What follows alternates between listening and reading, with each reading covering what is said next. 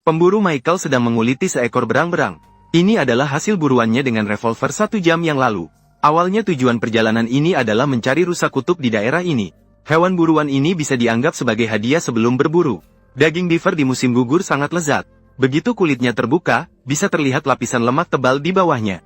Agar daging tetap bersih, Michael memindahkan lokasi pemrosesan ke sebuah tunggul pohon. Pekerjaan pemrosesan berlangsung hingga senja tiba. Dia mendapatkan kulit berharga ratusan dolar dari beaver ini.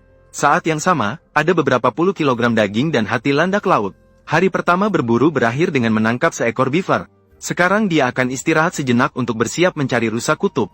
Keesokan harinya, Michael membuat cincin bundar dari ranting willow. Sebelum mencari rusa kutub, dia harus memproses kulit beaver terlebih dahulu. Meskipun dalam cuaca seperti ini kulit beaver tidak akan membusuk atau berbau. Namun pertumbuhan mikroorganisme dapat menyebabkan bulu di permukaan rontok. Pada saat itu, kulit beaver juga tidak akan berguna. Dia menggunakan tali payung untuk mengikat bulu kulit pada cincin bundar. Kemudian membersihkan lemak dan daging yang hancur di atasnya dengan pisau kecil.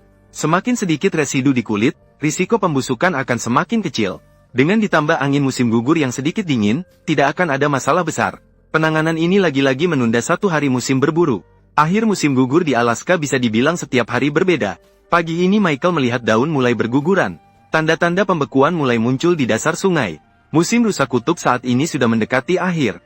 Ini juga merupakan masa emas untuk berburu mereka. Pagi dan sore adalah puncak aktivitas hewan.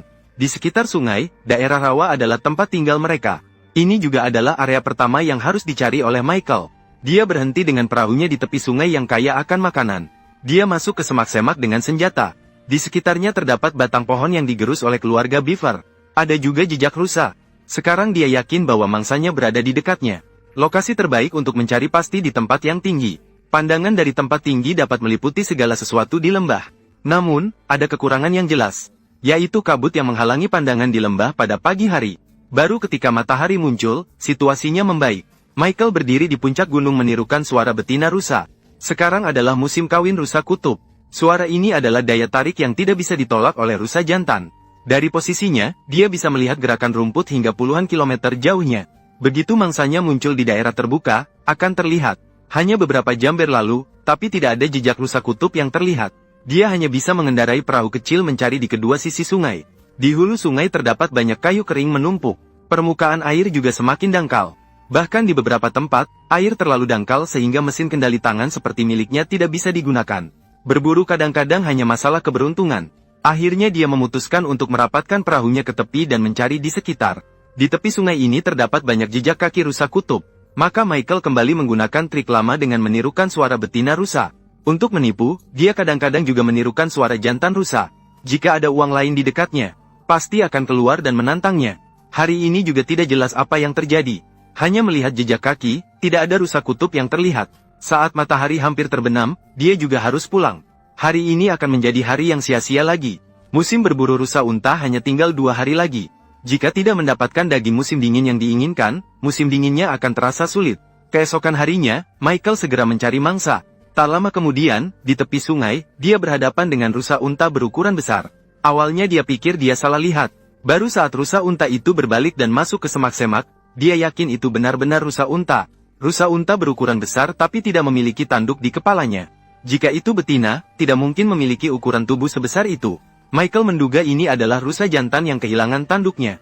Jejak kaki besar di tepi sungai dan padang rumput tempat mereka beristirahat. Semuanya menunjukkan bahwa ada rusa jantan di sekitar. Meskipun yang tadi betina, pasti ada rusa jantan di sekitarnya. Ini adalah kali terdekat Michael dengan mangsanya dalam beberapa hari terakhir. Dia tidak ingin melewatkan kesempatan ini. Meskipun hari hampir gelap, dia memutuskan untuk tetap bersabar di sini. Tempat tidur berkas yang menyusut ini adalah tempat tidurnya malam ini. Tanpa kain tahan air untuk berteduh atau sleeping bag yang hangat. Hanya bisa dikatakan bahwa dia benar-benar berjuang keras untuk makan daging. Senapan berburu diletakkan di bawah tempat tidur, cukup meraih tangan bisa diambil. Sebelum malam tiba, dia sekali lagi meniru suara rusa kutub. Dan suara jantan dan betina saling bersilangan. Besok adalah hari terakhir musim berburu. Ini juga kesempatan terakhirnya untuk makan rusa kutub. Semua orang tahu perbedaan suhu siang dan malam di Alaska besar. Dan hujan dingin datang lagi. Pada akhirnya, dia terbangun karena kedinginan 4 kali dalam semalam. Baru bertahan sampai munculnya cahaya pertama. Kemudian dia mulai meniru suara rusa betina lagi. Mereka bilang kesempatan hanya untuk orang yang siap. Ketika Anda siap, kesempatan akan datang.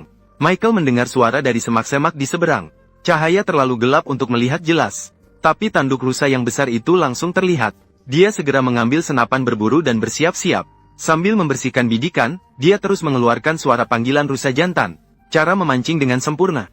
Rusa besar di seberang mulai keluar dari semak setelah mendengar suara. Tanpa disadari, pemburu sudah mengarahkan senapan ke arahnya. Menarik pelatuk di seberang sungai tanpa keraguan. Suara tembakan terdengar dan rusa besar langsung roboh ke tanah. Michael sudah merayakan kemenangan terakhirnya. Sepertinya kesulitan yang dihadapi selama 2 hari tidak sia-sia. Setelah melewati kesulitan saat berburu, bisa menikmati makanan musim dingin dengan sepenuh hati.